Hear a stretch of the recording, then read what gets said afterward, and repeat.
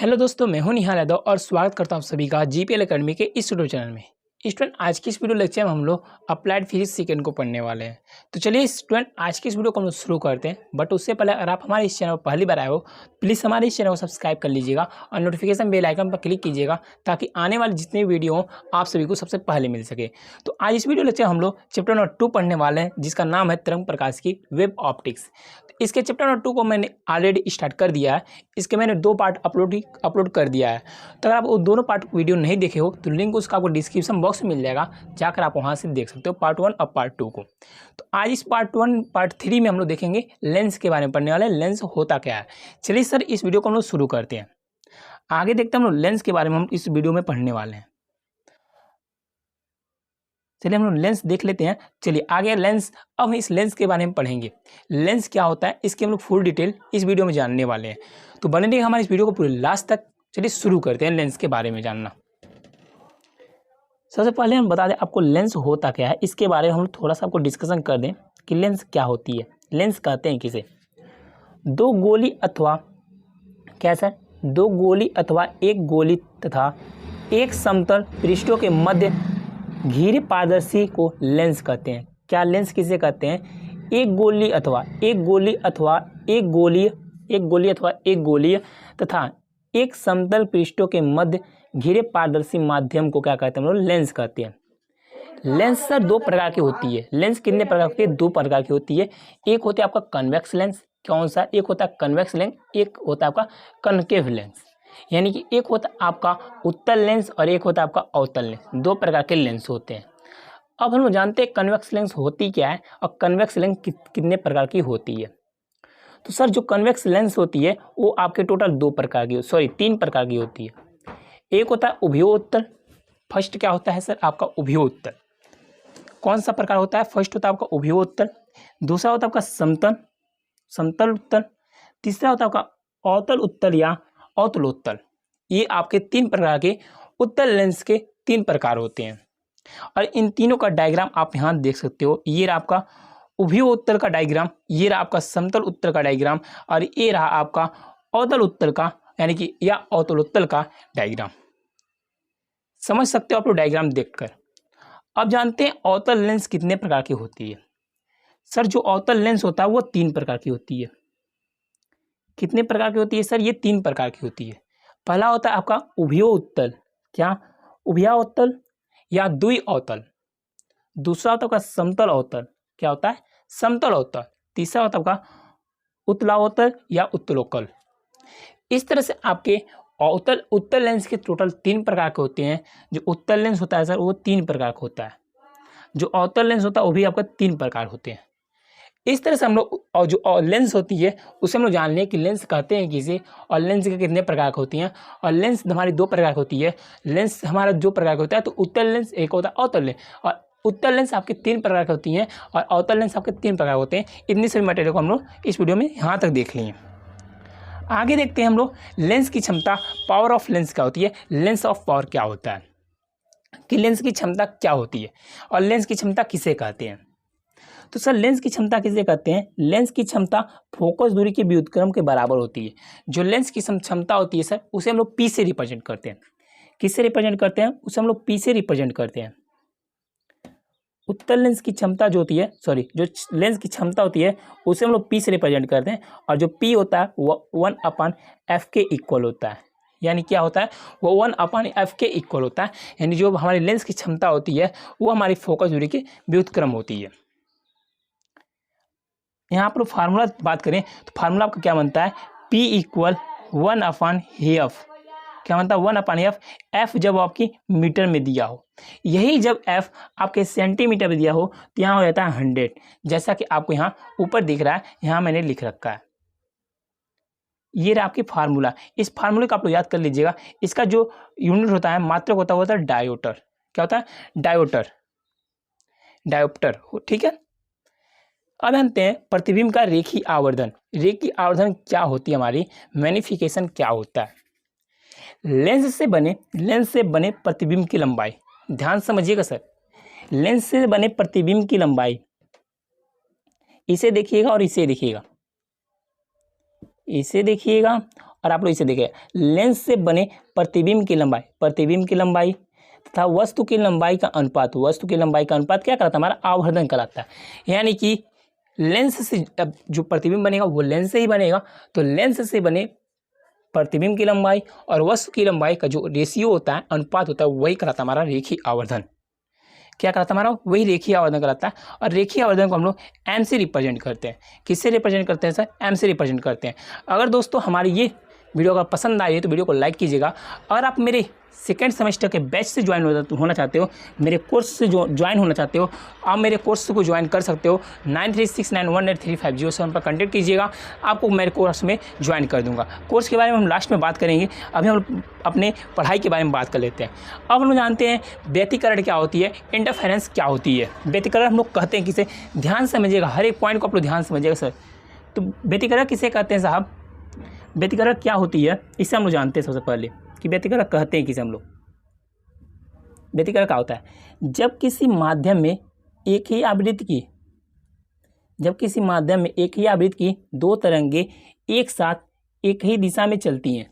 जब किसी माध्यम में एक ही आवृत्ति की दो तरंगे एक साथ एक दिशा में चलती है तो माध्यम के भिन्न बिंदुओं पर परिणामी तीव्रता अधिकतम तथा कुछ बिंदुओं पर न्यूनतम प्राप्त होती है। इस घटना को इंटरफेरेंस यानी व्यतिकरण कहते हैं। समझ लिए? नहीं समझे? फिर समझो कि जब किसी माध्यम में एक ही आवृत्ति की दो तरंगे एक साथ एक ही दिशा में चलती हैं तो माध्यम के भिन्न बिंदुओं पर परिणामी तीव्रता अधिकतम तथा कुछ बिंदुओं पर परिणामी तीव्रता न्यूनतम होती है। इस घटना को क्या कहते हैं हम लोग? इंटरफेरेंस कहते हैं, हम लोग व्यतिकरण कहते हैं।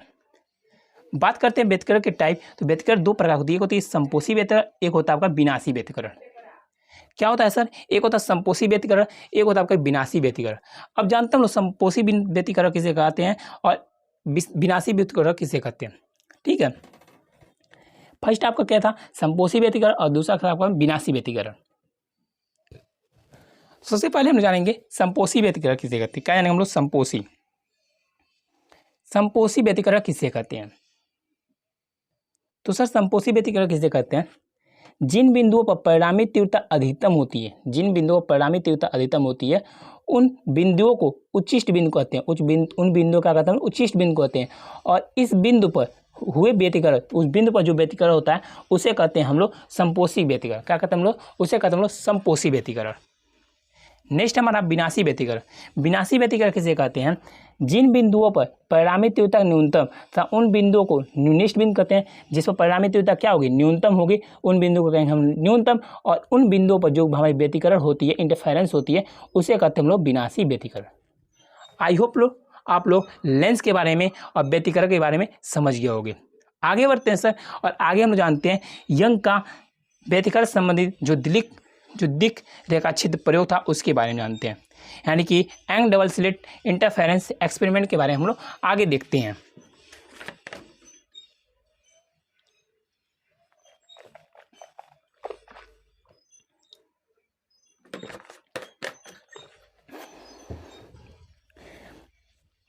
स्टूडेंट आप लोग इस डायग्राम को बना लीजिएगा और इस डायग्राम को आप लोग अच्छे तरीके से यहाँ पर देख लीजिए। मैं शो कर दिया हूँ। इसकी मैं PDF आपको लेनी है तो मेरे कॉन्टैक्ट नंबर आप कॉन्टैक्ट कर सकते हो 9369183507 पर, और आप इस PDF को ले सकते हो। और इसको बनाने के लिए आपको मैं ट्रिक बताता हूँ ये कैसे बनता है। बनता कैसे है सर? ध्यान समझिएगा। यहाँ आप एक बना लीजिएगा लाइट, यहाँ एक बना लीजिएगा, ऐसे करिए। ठीक है, यहाँ एक, ये क्या रहता हमारी, ये हमारी यहाँ एक समतल बना लीजिएगा, यहाँ एक बना लीजिएगा। समझ गए? अब क्या कीजिएगा, आप लोग लंगड़ा प्रकार लीजिएगा। यहाँ बीच में आप लोग उसके नोक को रखिएगा। कहाँ रखेंगे आप? इसके बीच में आप नोक के रखोगे और एक ऐसा चाप मारोगे, फिर यहाँ डॉटेड चाप मारोगे, फिर आप ऐसे यहाँ चाप मार दोगे। इस तरह से ये बन जाएगा। नेक्स्ट ये बनाने में थोड़ी प्रॉब्लम होती है, तो ये बनेगा कैसे सर? इसे बनाने के लिए आप क्या करोगे? इसे बनाने के लिए आप लोग क्या करोगे? सबसे पहले आप लोग यहाँ चाप रखोगे, तो आप लोग इस वाले लाइन को बना लोगे। बना लिया, फिर आप एक डॉटेड मारोगे, यहीं से मारोगे, फिर आप लोग एक पूरा मारोगे, यहाँ मारोगे, फिर एक डॉटेड मारोगे, देखते जाना, फिर आप पूरा मारोगे, फिर डॉटेड मार दोगे। इतना बन गया। अब इसे कट कर दो, यहाँ से हटा दो सब। यहाँ बन गया आपका, यहाँ बना लिया आपने लाइनिंग। पूरी लाइनिंग को आपने यहाँ बना लिया। अब क्या करना है सर, पुनः उतना ही जो हमने एंगल लिया था उतना ही एंगल को यहाँ रखोगे। आप लोग कहाँ रखोगे, आप लोग यहाँ रखना है। फिर यहाँ मानना है चाप, यहाँ डॉटेड चाप माननी है, फुल चाप माननी है, डॉटेड चाप माननी है, फुल चाप माननी है, डॉटेड माननी है, फुल माननी है। इस तरह से करके आप लोग इसे भी बना सकते हो। क्या कर सकते हो सर, आप लोग इसे बना सकते हो। यहाँ बता दो सर, ये आपका लिखा है निष्पादित रेखाएं। जो आपकी डॉटेड रेखाएं होती हैं, ध्यान समझिएगा सर, जो आपकी डॉटेड रेखाएं होती हैं ये आपकी प्रसंदीप्त रेखाएं हैं, ये आपकी निष्पन्द रेखाएं हैं, ये आपकी प्रसंदीप्त रेखाएं हैं। समझ रहे हो मैं क्या कहना चाहता हूँ, नहीं समझ रहे हो? ध्यान समझिएगा। आगे मैं अभी आपको थ्योरी जो समझाऊंगा, ये थ्योरी से आप लोग समझ जाओगे कि मैं क्या कहना चाहता हूँ। जब गर्त, यहाँ देखो, जब श्रृंग और गर्त जब मिलती हैं एक जगह पर, जब श्रृंग और गर्त मिलती हैं तो वहाँ होती है हमारी निष्पन्द रेखाएं, यानी जिसे कहते हैं अदीप्त पट्टी। जहाँ बनती है हमारी अदीप्त पट्टियाँ बनती है। जब हमारी श्रृंग और गर्त मिलता है, जब क्या मिलता है सर, श्रृंग और गर्त मिलता है, वहाँ होती है निष्पन्द रेखाएं, यानी कि अदीप्त पट्टी हमें प्राप्त होती है। और जब हमें सर श्रृंग और श्रृंग मिलता है या गर्त मिलता है, उसे कहते हैं हम लोग स्पंद रेखाएं, यानी दीप्त पट्टी बनती है हमें। ठीक है, ये जब आप इसे पढ़ोगे समझोगे तो आप लोग समझ जाओगे। डायग्राम बगल में रखना और इसे आप लोग ध्यान से पढ़िएगा, ध्यान से समझिएगा। चलिए मैं भी थोड़ा सा समझाने की कोशिश करता हूँ। आई होप आप लोग समझ जाओगे। डायग्राम आप बनाकर अपने बगल में रख लीजिएगा, तब इस वीडियो लेक्चर को यहाँ से स्टार्ट कीजिएगा। चलिए हम लोग शुरू करते हैं और जानते हैं। सन 1801 में लंदन के वैज्ञानिक सर थॉमस यंग ने प्रकाश के व्यतिकरण को अपने द्विक रेखा छिद्र में प्रदर्शित किया। प्रायोगिक चित्र व्यवस्था उपरोक्त दिखाया गया। आप लोगों को मैंने दिखाया ये चित्र। आगे क्या बताते हैं वो, यंग ने प्रकाश के व्यतिकरण को द्विक रेखा छिद्र द्वारा दिखाया। उसने चित्रानुसार पर्दा यल पर एक स्रोत यस लिया। इस पर्दे से आगे कुछ दूरी पर एक पर्दा एम लिया। पर्दा एम में दो छिद्र S1 और S2 कर दिया। क्या S1 और S2 छिद्र कर दिया, समझ रहे हो सर? M1 S2 क्या पास किया गया, पास छिद्र कर दिया, पास माना जाता है। पर्दा M से कुछ दूरी पर पर्दा N लिया और रेखा छिद्र S पर एक वर्णी प्रकाश डाला तो पर्दा N पर समान चौड़ी पट्टी का प्रदीप्त और अदीप्त पट्टियां एकांतर क्रम में दिखाई दी। फ्रिंज का यह समूह द्विक रेखा छिद्र का व्यतिकरण कहलाता है। इस तरह से आप लोग इसे समझ सकते हो सर। आप लोग इसकी PDF ले लीजिएगा, वहाँ से आप इसे ध्यान से अपने डायग्राम को एक साइड रखिएगा और एक साइड अपने इस थ्योरी को आप लोग समझ जाओगे आसानी से। ये आपके इंटर में व्यतिकरण चैप्टर में दिया गया है, 12th के व्यतिकरण चैप्टर में दिया गया, आप वहाँ से भी इसे समझ सकते हो। नेक्स्ट आपको पढ़ना है फ्रिंजों के बनने के तरंग सिद्धांत की व्याख्या। तरंग सिद्धांत की जो व्याख्या है सर, इसे आप लोग इस नोट्स को ले लीजिएगा और नोट से आप लोग इसे पढ़ लीजिएगा और समझ लीजिएगा। ये भी उसी में कहा है तो आप लोग वहाँ समझ सकते हो। अब हम लोग पढ़ेंगे विवर्तन। क्या पढ़ने वाले सर? अब हम लोग पढ़ेंगे विवर्तन। तो विवर्तन को सर हम लोग चलिए स्टार्ट करते हैं। अब विवर्तन होता क्या है, अब विवर्तन कितने प्रकार की होती है, चलिए स्टार्ट करते हैं।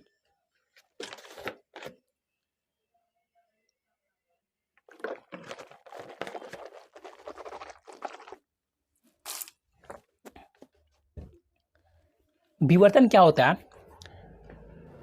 प्रकाश का किसी क्या यानी हम लोग विवर्तन किसे कहते हैं?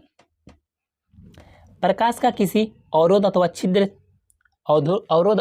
के तीक्ष्ण किनारों पर प्रकाश के आंशिक रूप से मुड़ने की घटना प्रकाश का विवर्तन कहलाता है। क्या?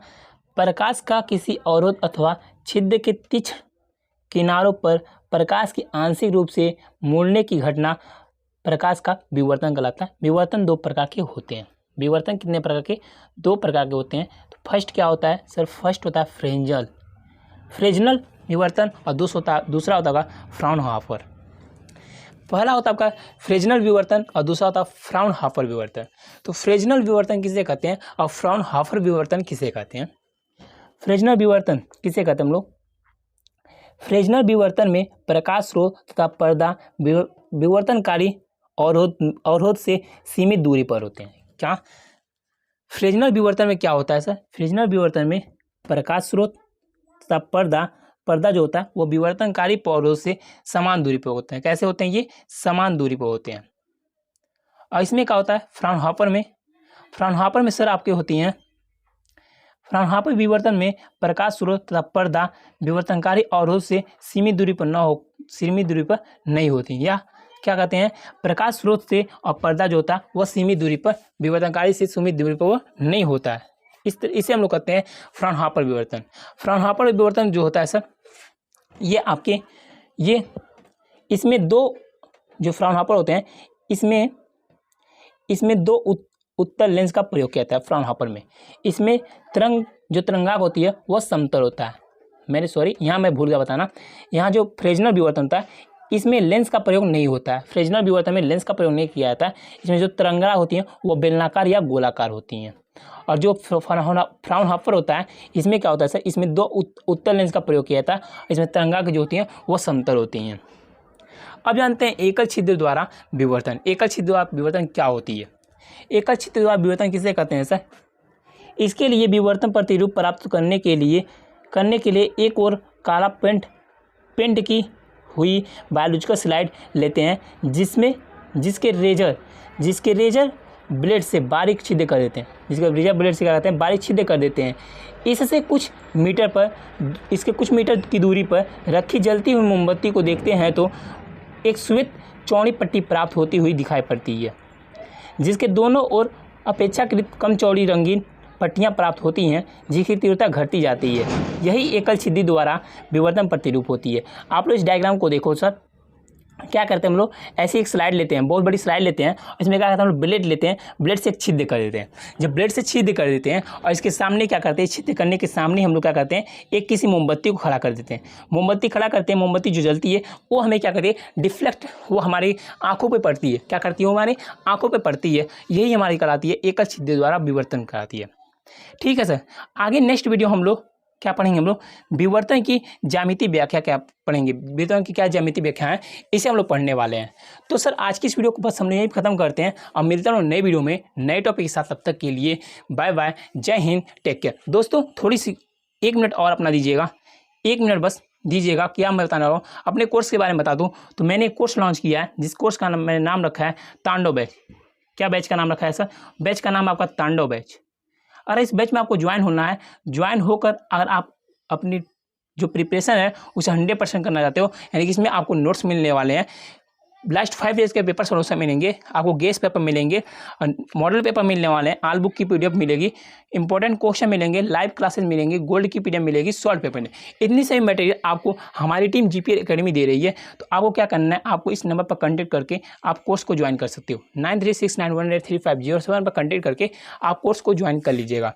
तो स्टूडेंट आज की इस वीडियो में बस इतना ही रखते हैं और मिलता हूँ नई वीडियो में नई टॉपिक के साथ। तब तक के लिए बाय बाय, जय हिंद, टेक केयर।